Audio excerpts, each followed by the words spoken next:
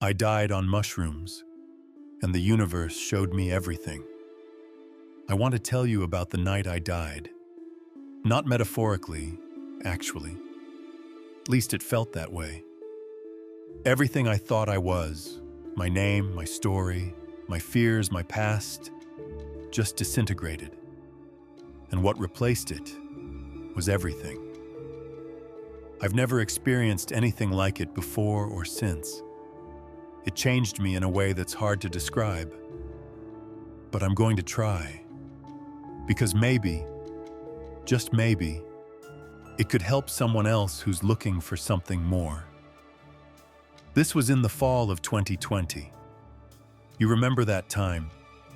Lockdowns, isolation, endless doom scrolling. The whole world felt heavy, empty. I was 28. I had just gotten out of a long-term relationship. I'd lost my job, and I'd moved back to the outskirts of Portland, Oregon, into a small rental cabin that belonged to a family friend. It was one of those temporary until I figure things out situations. I told everyone I was fine, but inside, I wasn't.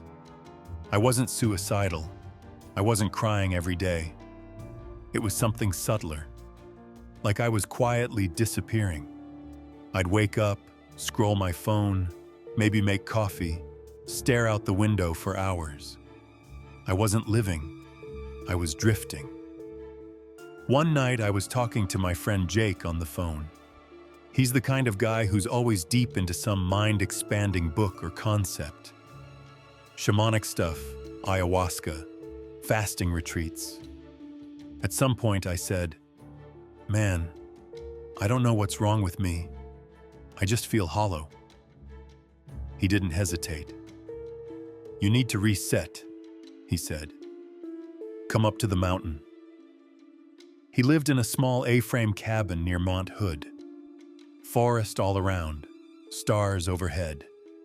No Wi-Fi, no distractions, just space.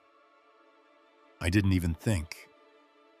I packed a bag, got in the car, and drove east. When I got there, the first thing I noticed was the silence. It wasn't empty. It was alive. Wind through the trees, distant birds, the occasional creak of wood expanding in the sun. Jake greeted me like nothing was weird, gave me a huge bear hug, handed me a mug of tea and said, "You're right on time." We sat on the porch until sunset, and that's when he pulled out the bag. Inside was what looked like a handful of dried mushrooms, golden caps and skinny white stems. "Golden teachers," he said, "roughly 5 grams. I looked at him like, "You serious?" He nodded slowly. "I'll sit with you. You're ready." I'd done mushrooms once before, just a microdose. A little laughter, some squiggly walls, nothing serious.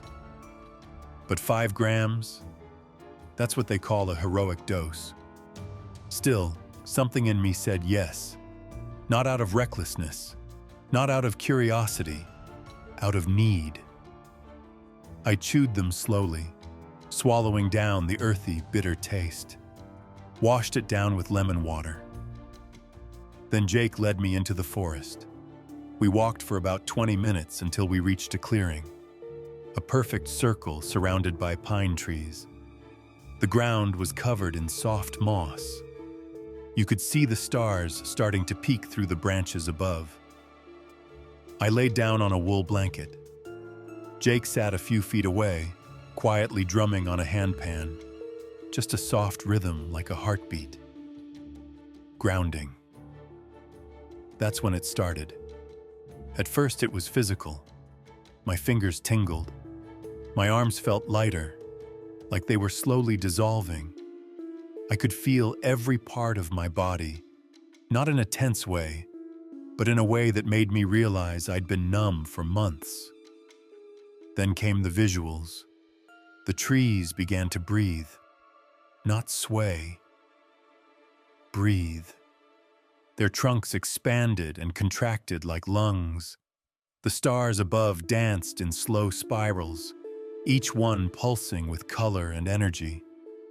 The moss beneath me turned into a carpet of shifting light. And then, the edges of my identity began to peel away. I suddenly couldn't remember my last name, or where I lived, or what I did for work. I opened my mouth to say something to Jake, and forgot how to speak.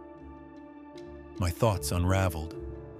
My personality dissolved like sugar in hot water. And here's the terrifying part. I fought it. Every instinct in me screamed, "Hold on, stay in control, don't let go." But the more I resisted, the more everything distorted.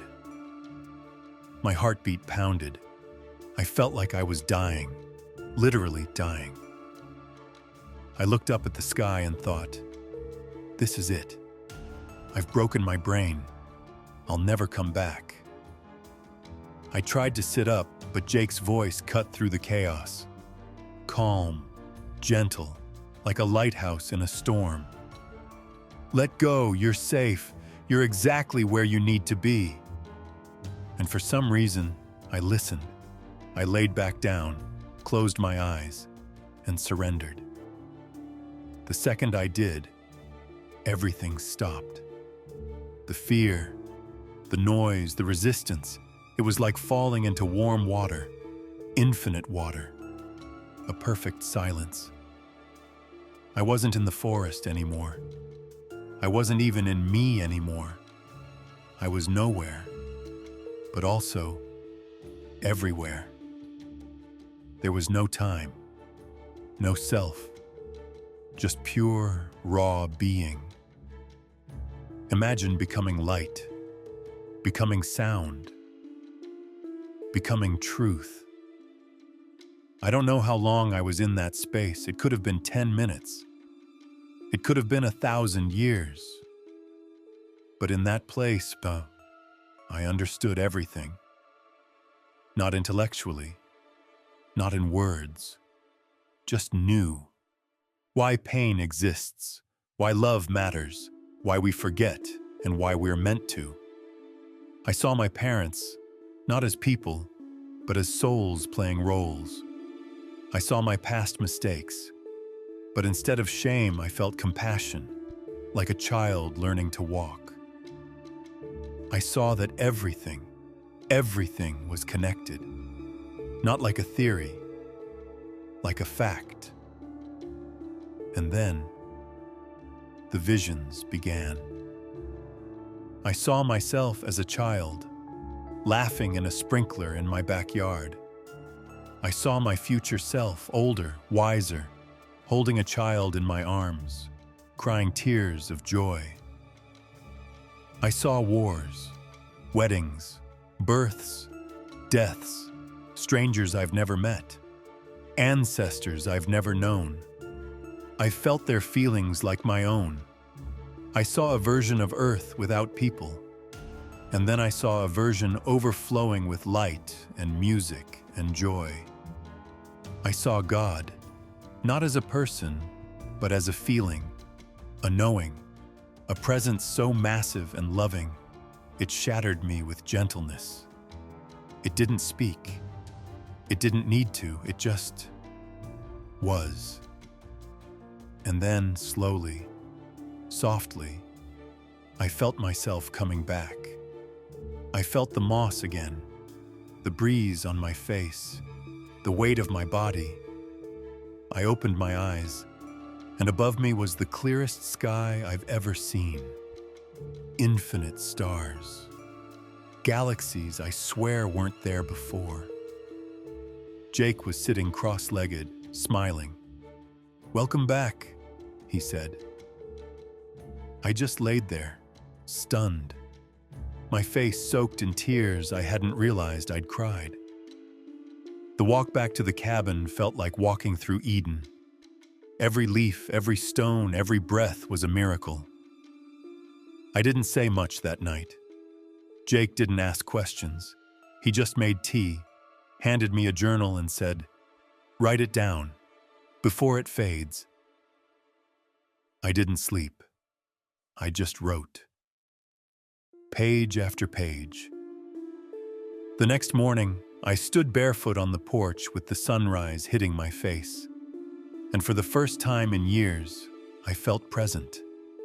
I felt like me, not some broken version, not some lost soul, just me, whole, human, alive. I turned to Jake and said, "I don't want to be anyone but me." He smiled. That's the gift.